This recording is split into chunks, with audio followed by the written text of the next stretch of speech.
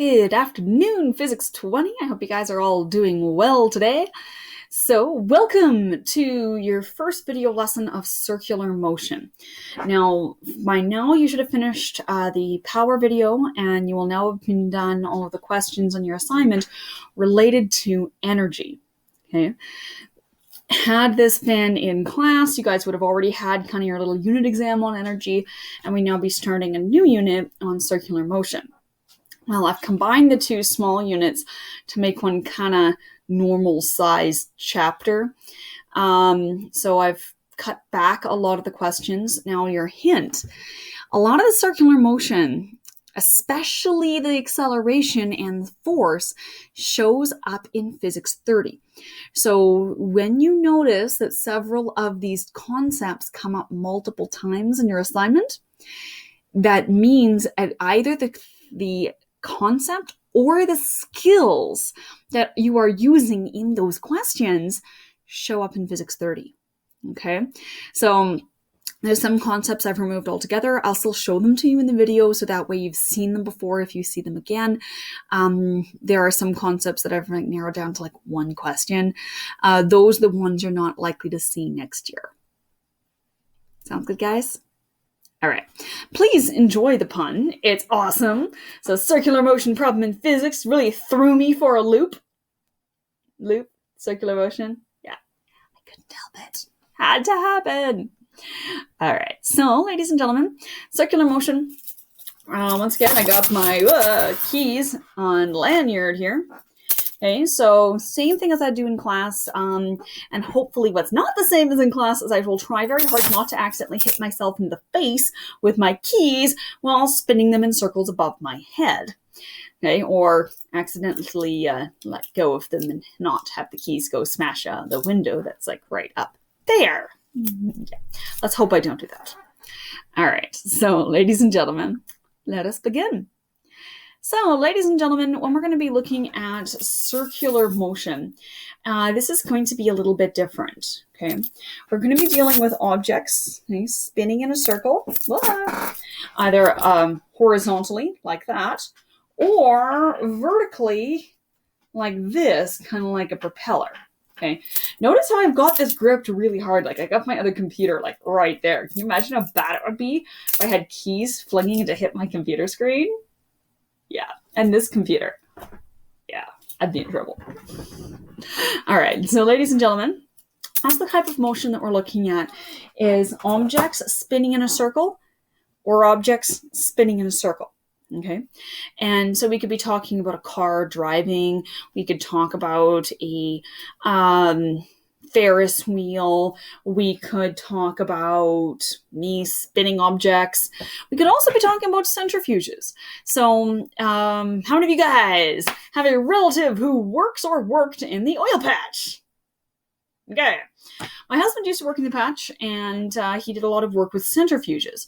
Now, what centrifuges do in the oil patch is they will take the drilling mud and spin it to remove all of the solids, so then that way it could be reused. So my husband fixed, maintained, set up, took down, did a lot of stuff with centrifuges for a long time before he met me as well. So other types of centrifuges you may see, for those of you interested in bio, would be the lab centrifuges, or for those of you who are interested in the medical field, those lab centrifuges, these are the ones that are a lot smaller. They're not going to be like the size of my house trying to spin out oil field fluids. These ones are going to be like things maybe the size of my desk. They're going to spin ridiculously fast to separate blood samples. Okay, so in Bio 20, you guys know I have the vials with the different layers. Those are centrifuges. So it's the center. So that's the type of motion that we'll be looking at. We actually may be talking a little bit about centrifuges and that kind of thing in some of the later videos. Sounds good? Awesome. Real world application of why we're doing this. Okay. Another thing we're also going to be talking about later on is going to be orbits, okay, of planets. Yeah. And some forces, the forces of gravity too. We'll talk a bit about that. All right. That's later. So today we're just going to be looking at a couple of concepts of just in general circular motion that can be applied to anything moving in a circle, and some of the big equations that you're going to be needing now and next year when it comes to circular motion. Okay, so where's my stylus? There it is. Got it. Okay. So, ladies and gentlemen, we've looked at problems that are linear, so 1 and 2 dimensional. Now, there's lots of examples of stuff that move in circular motion. We've already talked about some types of motion that would come out of. Now, speed, ladies and gentlemen, once again, speed, no direction, just the number or the magnitude of how fast this thing is going. And circular motion only is given by your equation of v, so your speed is 2 pi r divided by t. Now, r is the radius of the curvature. So remember from math, there's our circle, and the radius, there's the center of the circle, and there is your value of r. Also to remember, here's our pattern of circular motion. On occasion, I might be just so cruel as to give you the diameter. That looks like a Pokeball. You guys were just Pokemon as kids? It became popular when I was in like grade 4 or something like that. I only know the original 181 Pokemon, but yeah, I played Pokemon Yellow on the original big boxy Game Boy. Yeah. So, not a surprise. No, it's Spray's nerdy. You know this. Okay. So, ladies and gentlemen, this circle, the whole line across is our diameter. Okay. So I might be so cruel as to give you the diameter of the path, and then you just have to divide that by 2 to get your radius. But watch out for that. Okay.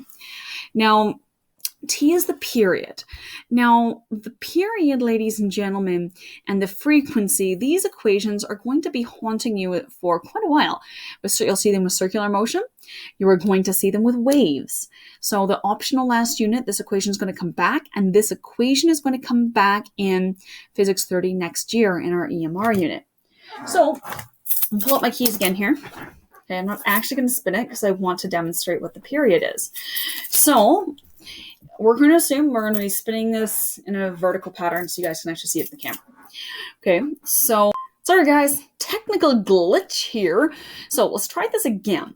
I was just about to start explaining to you guys where or what the period is. So the period, ladies and gentlemen, is the time it takes for an object to make 1 revolution. So I'm going to tighten up my lanyard a bit here. So if we have, my keys are here, and I'm spinning them in a vertical circle. Okay, so kind of like that.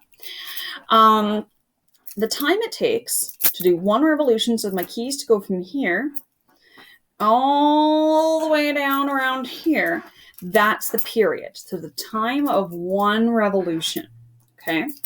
That is the period.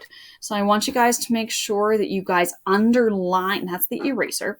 I want you guys to make sure that you underline and star and exclamation point that, because that, ladies and gentlemen, is going to be haunting you for as long as you're doing high school physics, essentially. Here is your equation. Now, where to find that equation? Now, remembering your data sheets of Physics 30 data sheet. So this will be in a section that kind of makes sense with Physics 30. It's right here. Okay. So that's where your equation is. All right. And your circular motion equation that we were talking about earlier is right there. Okay. Do you guys see that right there? It's under kinematics. Because this is still, circular motion is kinematics and dynamics too. But the speed and acceleration equations are under the kinematics section. There's 2 that we hadn't looked at yet. Okay. So, ladies and gentlemen, now period and the frequency are related to each other. Now, the frequency is the number of revolutions in a second. Okay. So essentially, if I'm going to set my stopwatch for 1 second, and I am going to watch, okay, in 1 second, how many times this thing spins. Okay, it's super easy. They're just the inverse of each other. So your period is equal to 1 over frequency, and frequency is equal to 1 over period when you rearrange this. Okay, so remember, frequency, ladies and gentlemen, is how many revolutions per second. Now, the units that we use in science are hertz. Okay, so Hz. Now, what you will also see, this is what you'll see in your car engines.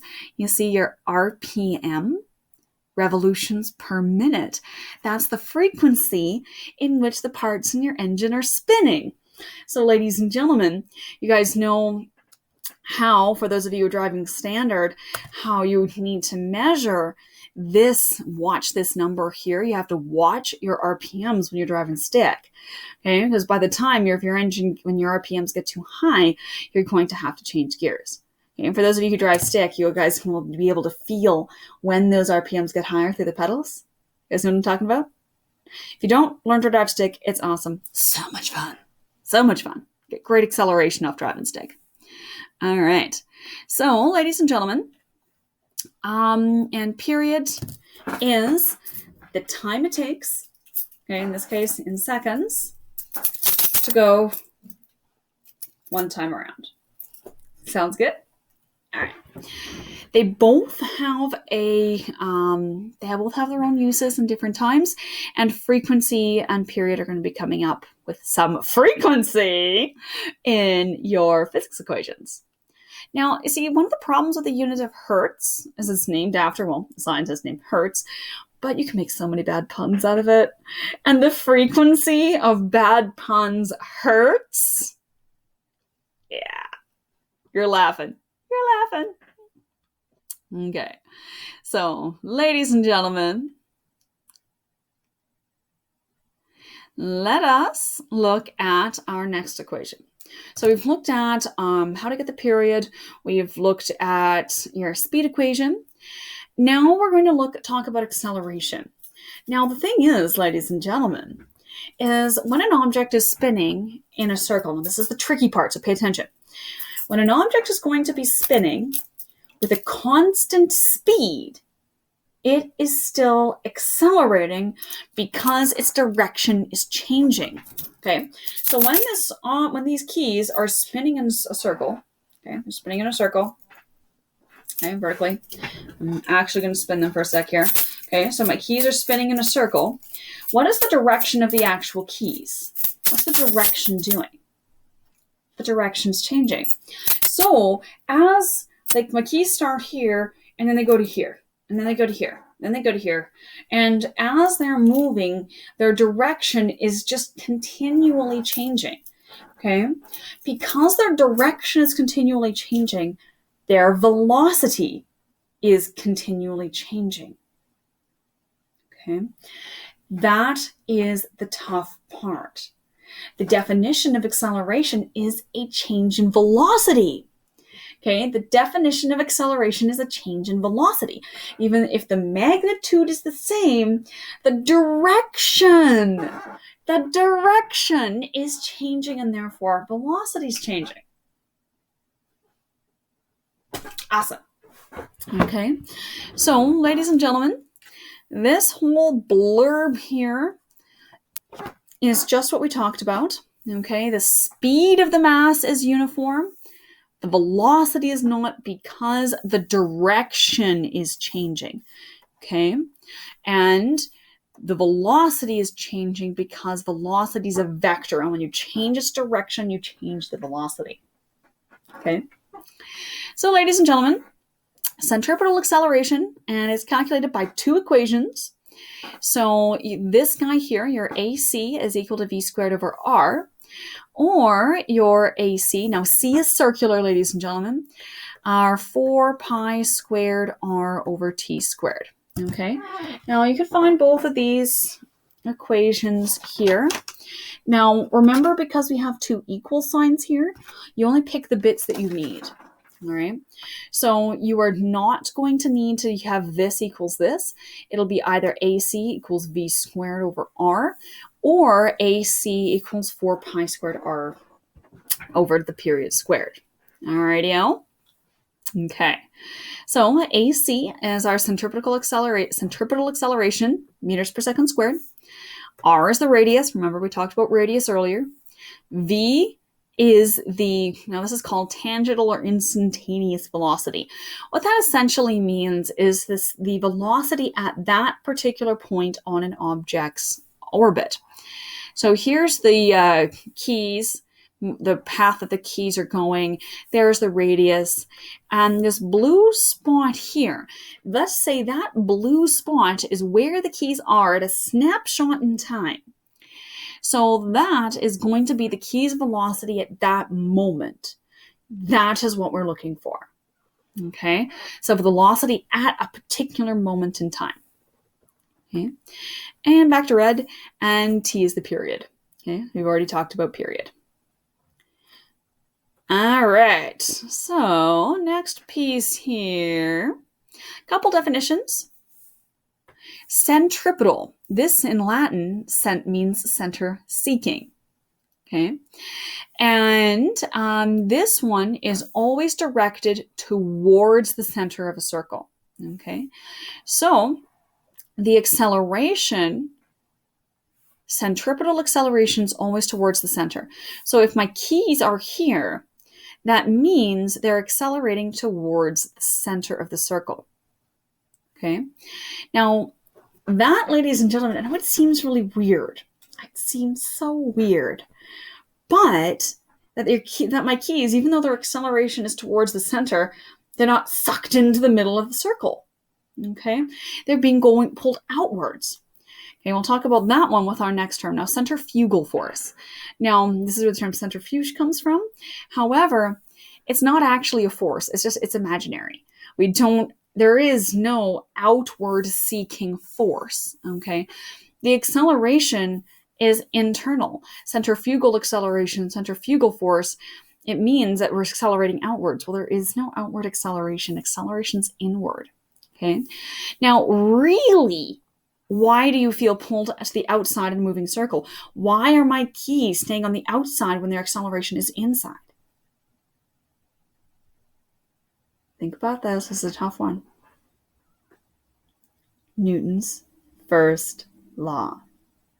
Okay, so let's spin some keys and let's talk about this. So I got some keys. Hold on to them tight so I don't fling this into a window or my computer. So I'm spinning these. Now my keys are staying to the outward edge. Okay.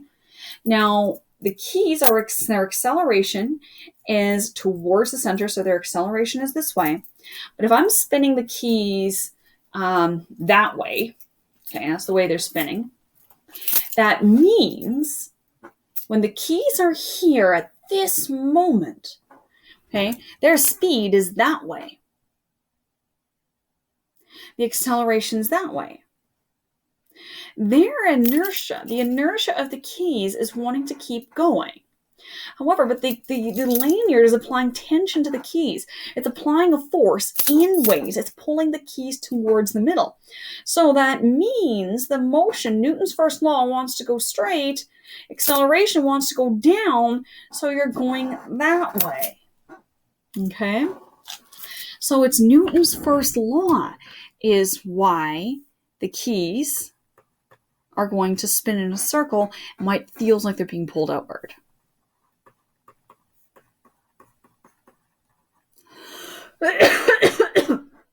Excuse me. Okay. So let's look at a diagram here. You could think of circular motion as really just being like a special case of two-dimensional motion. Okay. So this here would be the speed, and that is the acceleration. Now the problem with this diagram is our vectors are not tip to tail. Okay, so if I was to draw my vectors tip to tail, where this is going to be the speed, and this, I'm going to move this up so the acceleration, okay, and then, well, guess what? It's going to go connect that way. So your keys are going to be kind of moving like that way at that moment in time. Okay, so we wind up with this very, very specific case of our 2D vectors here. So you could think about it in that sense. It's kind of weird, but it works out okay. Let's leave our vectors drawn like this, and let's say, all right, well, the keys are then here. Well, the velocity is then going to be this way, and acceleration is going to be that way. Okay. All right. So, ladies and gentlemen, You can always think of the velocity as directed along the tangent of the circle, okay, and perpendicular to the acceleration. Now, back to math. What is a tangent line in a circle? A tangent is a line, okay, that is perpendicular to your radius and touches the center of the circle. Or center of the circle, the edge of the circle. Whereas a chord is something that would kind of chop through it like that. Okay. I didn't do so well on that unit in high school. Okay. Muddled my way through it and kind of passed it. All right. Yeah. Yay, circular geometry. Not my favorite. Okay, so you don't have to do very, very little circular geometry. The chair is stuck on something. There we go. Okay, so ladies and gentlemen, as always in physics, graphing is ridiculously important to anything we're going to be doing in physics. Now, I've got some patterns of graphs that you should have seen in math, but I'm going to remind you of them. And now I'm going to write memorize here. In reality, you don't actually have to memorize these for this year. What I would do, put a sticky on these notes and just say this is something that would have been on a test had we been doing tests. Yay, COVID. But we are going to come back to this. And these graph patterns are something that are going to come back in Physics 32. Okay. So if you're going to have a graph where y equals x, okay, so remembering from math, you're going to have a line that looks like that. Okay. Y equals x squared. You're going to have a graph that curves upward like this. This is your exponential curve. Okay. And then where our y is equal to the root of x, okay, you're going to get yourself a logarithmic graph, which is going to look kind of like that. Okay. Now, when you see your y over 1 over x or 1 over x squared, you are going to see a pattern like that.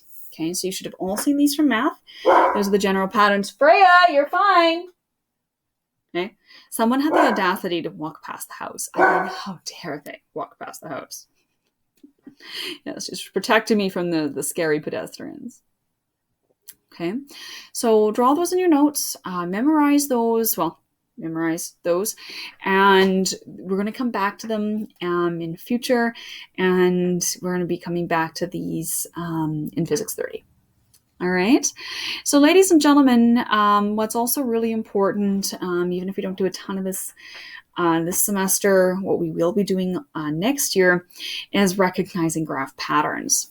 Okay, so when you're going to be looking at your circular motions equations, we can look at the general pattern that we're going to see these.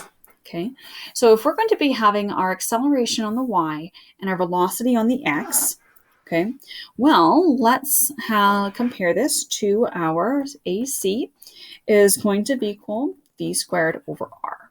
Okay, well, in this case, ladies and gentlemen, a is here, v squared is here.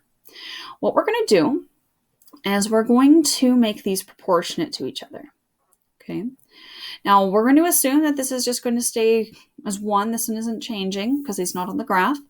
So our AC is going to be proportionate to, we remove that bit out of the equation, replace this with our proportionate sign, and A is proportionate to V squared. Okay, so ladies and gentlemen, that means when we're going to be graphing the acceleration versus the v, we are going to be seeing an exponential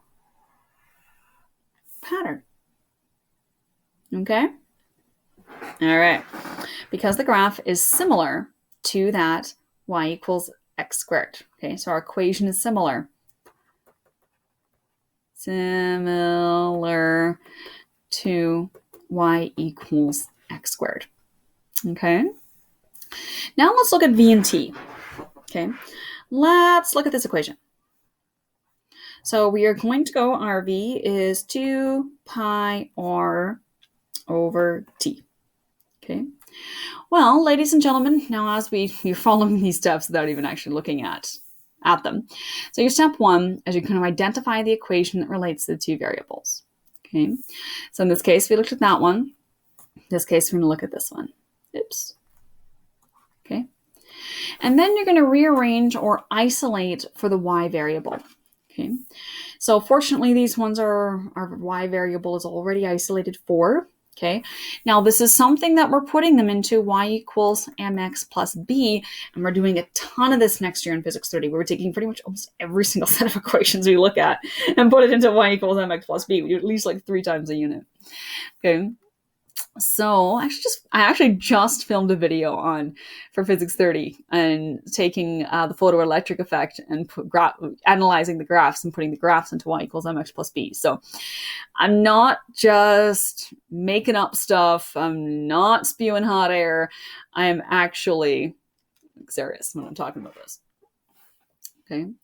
So we rearrange to isolate for the y variable, and then we're going to make it proportionate to look between these guys. Okay, well, I'm going to take everything else here that's not my variables. That's my x variable. Place with the proportionate. Place at top with 1. Well, y is proportionate to 1 over t. Well, guess what? That's similar to y equals 1 over x. Okay, so we're going to see that pattern when we graph them. Okay, and now V and AC. Okay, now this one we're actually going to have to rearrange. Well, our easiest one here is our AC is V squared over R. Well, the thing is, we need to isolate for the y, ladies and gentlemen. Okay, because we want it y equals mx plus b. So I'm going to rearrange this to get my y. So my AC times r is equal to v squared. I square root both sides now. So my v is equal to root AC times r. Well, I'm going to compare this guy now to my v and my AC. Well, it's similar, ladies and gentlemen, to y is equal to root x. Okay, so ladies and gentlemen, when you see that, you're going to wind up with a pattern that looks like this. Okay, so once again, not a ton of this. We're not going to do a ton of this now in COVID, which is upsetting, but this is a concept that's going to come back in Physics 30 quite a bit. Okay. All right, so, and by the way, as a reminder, because this comes up in Physics 30, pay attention to your graphing in math class, okay, because that'll help you with it too. All right, moving on. So we're going to do some calculations here, ladies and gentlemen, using our 2 new lovely equations. And we've got an amusement park ride has a radius of 2.8 meters. If the time of 1 revolution of a rider is 0.98 seconds, okay, ladies and gentlemen, we need to think, what does that mean? The time of 1 revolution in seconds, that's the period, okay? All right, what is the speed of the rider? All right. Okay, do you guys enjoy those rides, those amusement park rides, the ones you'd see at Stampede or Callaway Park in Calgary? Used to love those as a kid. I grew up in Calgary, so we'd go to Callaway Park a lot when I was little. Loved it. And then I went again when I was, oh goodness, like 26, something like that. And I went with my little cousin, and oh man, I was so sick. It's funny, when you get old, stuff like this changes. The rides aren't as much fun. Things hurt more.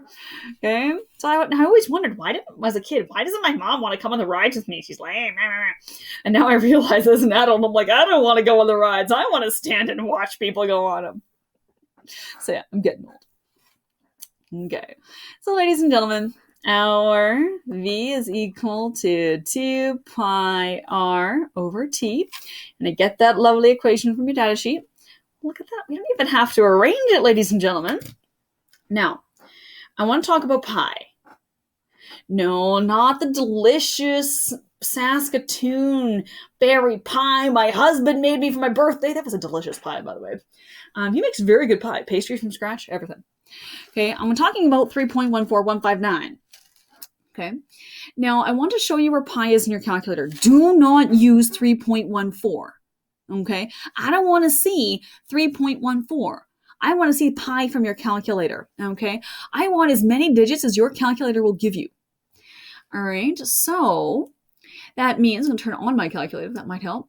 And I want you to find on your calculators this button. Okay, so you see your exponent fancy hat here. And now look above it, you have the pi symbol. So in order to get pi on your calculator, you push second, and then you push that. And on your calculator, you are going to get pi. Okay, now how is that different from 3.14, which you would have used in like junior high? Okay, you're not in junior high anymore. Don't use 3.14 in your calculators. Don't even write down 3.14. Write down the symbol pi and put it in your calculator. Okay, well, look at this. I get as many digits of pi as my calculator will give me. It's going to make it as accurate as possible. If you round it to 3.14, your answer is going to be off, your sig digs will be off, your rounding will be off. And remember, ladies and gentlemen, bridges have failed for sig dig errors. Okay, so make sure you're using pi properly. Okay, which means a la mode. Get it? Pi, yeah. When I was in junior high, I entered a pumpkin carving contest with my friend, and we had carved our pumpkin, have the pi symbol on it, and put a sign in it saying pumpkin pie. Yeah, it was funny. All right, so ladies and gentlemen, throw your numbers in. 2 pi, and then times your r of 2.8 meters. And you divide that by your 0.98 seconds. And using the appropriate pi in your calculator, you are going to wind up with 17.95. And we come back up here, 2 sig digs. So I want 18 meters per second. Sounds good? Cool. All right. So that's that first one. And now on to our second calculation here. So let's see what we got. Calculate the acceleration at the point of a circumference of a musical record. Okay, musical record. It's an old vinyl. So AC, that's what we're trying to calculate. On the circumference. So remember, the definition of circumference is that external point. Okay. And is rotating with a frequency of 33.3 revolutions per minute. Okay, we're going to have some work to do with that. But we are going to start by writing it down. But our units are all wonky, so we're going to have to pay attention there. The diameter of the record is 30 centimeters. Okay, remember, ladies and gentlemen, I warned you about that one. So we're going to have some work to do with that one there as well. Okay. So ladies and gentlemen, let's get some stuff sorted before we even do our math. We're looking at our units and we've got stuff just messed up and all over the place. Let's start with the easy one. So the diameter, ladies and gentlemen, is, we don't want the diameter. We want the radius, okay? So I am going to take, and I need it in meters. So ladies and gentlemen, I am going to first get my radius, which is going to be 15 centimeters, and then I'm going to convert that into meters, okay? So that's the value I want. Watch out for that. Now I need to do some work with my frequency, okay? So it is in RPMs, revolutions per minute. Okay, I'm going to take up some space with this guy. Okay, I'm going to rewrite my units from RPM to actually writing it properly. So 33.3 revolutions per minute. Remembering that per means dividing sign. Okay, so now the next thing I'm going to need to do is I'm going to change this from revolutions per minute to revolutions per second. Okay, so remember, ladies and gentlemen, there's 60 seconds in a minute. I want seconds on the bottom. In 1 minute, there are 60 seconds. My minutes cancel, and I hear Puppy Toes coming to say hello. Hello, Freya. You coming to say hi? Yes, you're a good girl. Freya, you want to come say hi? No, you're just going to stretch and look at me and interrupt my video? Come say hi. Come on. Come say hi. There you go. All the way. Good girl. There she is. Yes. Who's a good doggy, Freya? Yes. Are you jealous of the computer? Yes, she is. She's horribly jealous of the computer. She's so jealous of you guys. Okay? As you guys get all the attentions that she wants. Dogs, they're cute. So now that I'm done being distracted by my dog, we're actually going to get this guy converted here. And once you cancel out your minutes, so divide that value by 60, we are going to wind up with 0. Oh, hi, Freya. Yes. 0.555 ... 1 over seconds. Now, the thing is, ladies and gentlemen, hertz is equal to 1 over second. So that's exactly what we want. Okay. Now, let's look at what we have here.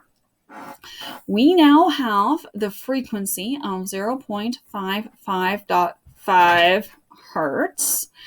And once again, all numbers in the calculator, don't change them. This is an issue. Okay, we need circular acceleration. So AC is equal to 4 pi r, pi squared r over t. Okay, hi, Freya, you're a good girl. Now, when we have period, we don't have frequency. This is another issue. Well, in order to get the period, we are going to need to first calculate it. Okay? So remembering that our frequency is equal to 1 over period, and period is equal to 1 over frequency. So I'm going to have to do this first, and then I'm going to have to do this second. Okay, so my first step is I'm going to get the period using the frequency. So 1 over 0.555 using all values in your calculator. And I'm going to get the period of 1.801 repeating seconds. So use all those values in your calculator. Don't round yet. No rounding yet. Okay, I'm going to scroll down. I've got more space. Okay, now that I have the period, now I can calculate my acceleration. Once again, 4 pi, don't use 3.14, times the radius, which we calculated, of our 0.15. Okay, and then we're going to divide this. Whoops, I forgot to square that. Don't make my favorite mistake and forget to square stuff. Okay, divided by our 0.15 squared. Okay, plonk that into your calculator using that pi button, okay, on your calculator, and you're going to get your lovely value of 1.8240 ... Sig digs, units, ladies and gentlemen, and we've got 1.82 meters per second squared. I ducked half a point off myself here. What am I missing? Direction. When you go back and look at the question, I said acceleration. I did not say magnitude of acceleration. Okay, so what this means, ladies and gentlemen, is when you think about centripetal acceleration, remember what we were talking about earlier? What's the direction? Always towards the center. So you can write towards the center, you can write center seeking, whatever floats your goat. Okay. There you go. All right. So, ladies and gentlemen, I hope you guys found that interesting. And if you guys have any questions, please send me an email, sign up on Google. We'll talk to you later.